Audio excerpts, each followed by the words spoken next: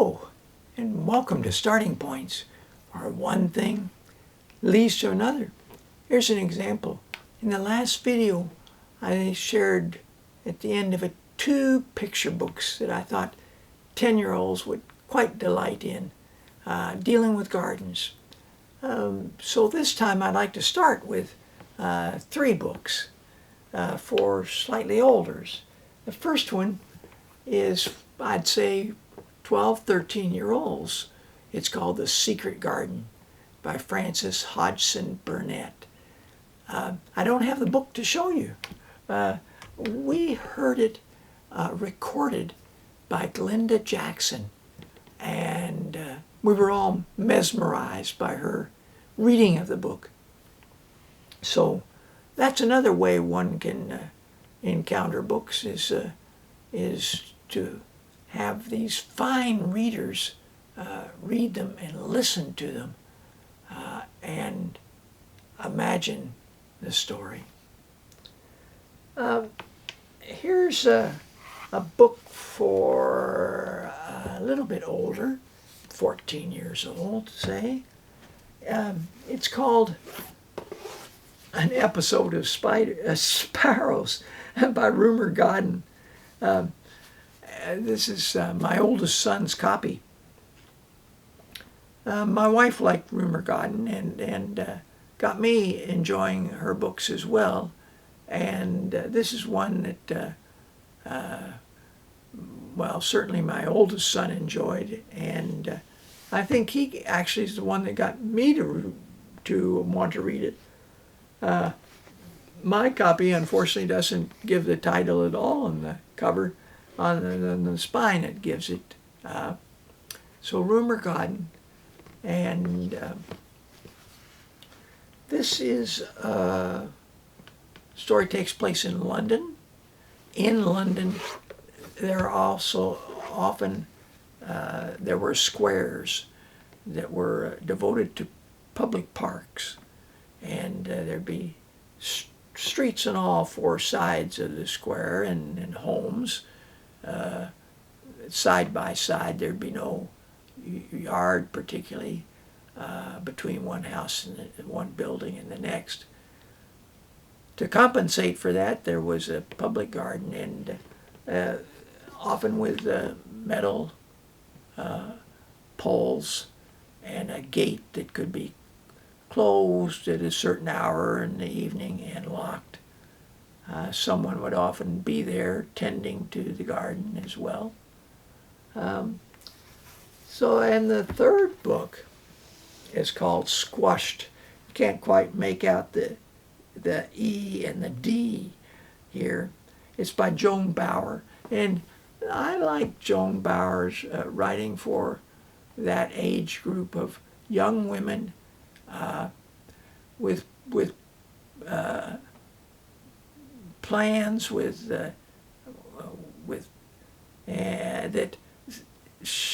don't always go as smoothly as they planned, and that's the case here. But it involves a young woman who hope is to grow the heaviest pumpkin for the annual fair.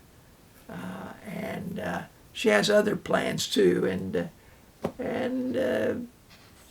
well, life is not always smooth. There's bumps to it. The next set of books I'd like to share with you, well, these 2 books in particular, these are fascinating, each of them in their own way. Both of them dealing with the names, how they got their names, and the history of the plant, and the uses of the plant. And so this book by Mary Durant is called Who Named the Daisy? Who Named the Rose? And it's a roving dictionary of North American wildflowers. So its focus is on North America and wildflowers. This book is What's in the Names of Flowers by Peter Limberg is about not wildflowers, but more flowers that came from all over the world, actually, were discovered and found, and it's got an English orientation to it, but the stories are, well, eye-opening in many, many cases, fascinating reading. I would suspect maybe if you live in North America, this book would be of most interest. Lots of quotes from famous travelers from the time of Lewis and Clark or before, and a history that stretches back. Now, because it's about flowers, there were, and I checked this out because I was curious how much overlap the two would have. Even when a flower is in both books, and there's only 12 of them that are, and there's over 200 pages, so it's just a small fraction. What they have to share, it's nice because they have other things to share. They're not a duplication, a Xerox of what the other one says about that flower. Not at all. So anyway, I highly recommend them. They're the kind of book you can dip into, and you don't have to. You're not necessarily reading a story. This is Surprising Facts About Plants, and it's by Norris and Ross McWhither. They did the Guinness Book of World Records, and so they have chosen interesting things here from, there's the biggest pumpkin, 204 pounds, that was 1970, but then a Frenchman grew one in 1968 that was 245 pounds. But lots of little details, curiosities, and fascinating. This is a book called Wildflowers, and it's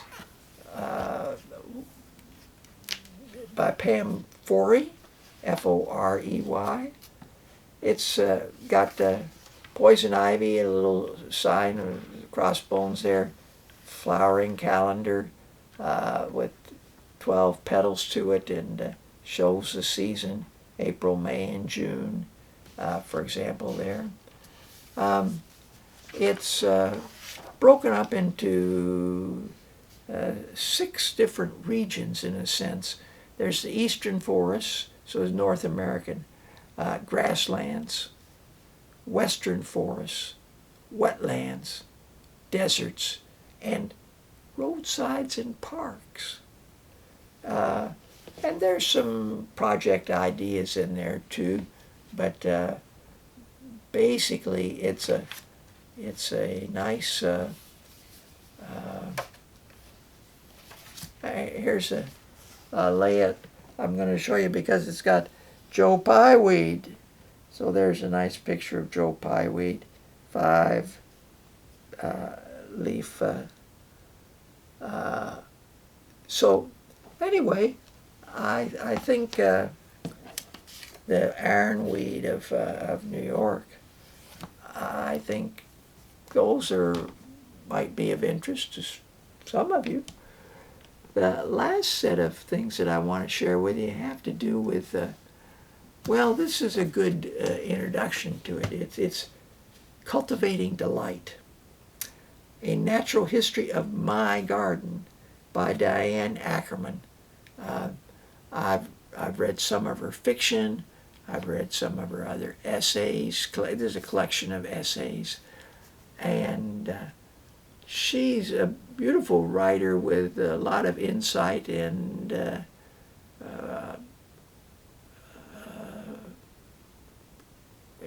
curiosity. Curiosity researches and explores things. So I really enjoyed this.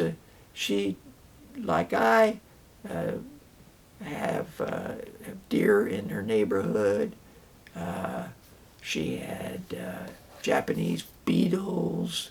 She has, but it's that cultivating delight. Now, the other three books have taken to that delight aspect and included something we haven't looked at before, as far as I remember. The Fragrant Path by Louise B.B. Wilder.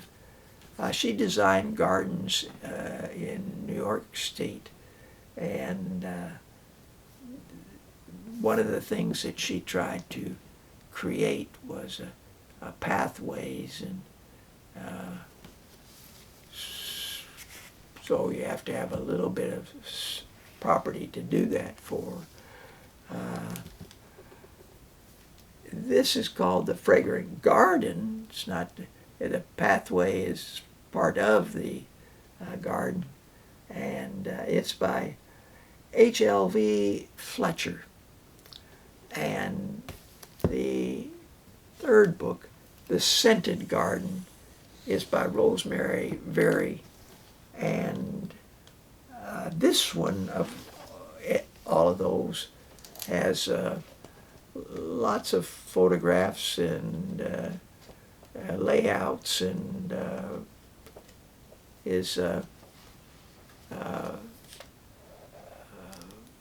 rich in that respect. But they're all bring to mind an area that not always discussed in terms of gardens and the sense of smell. Well, thanks for joining me. Until next time, bye for now.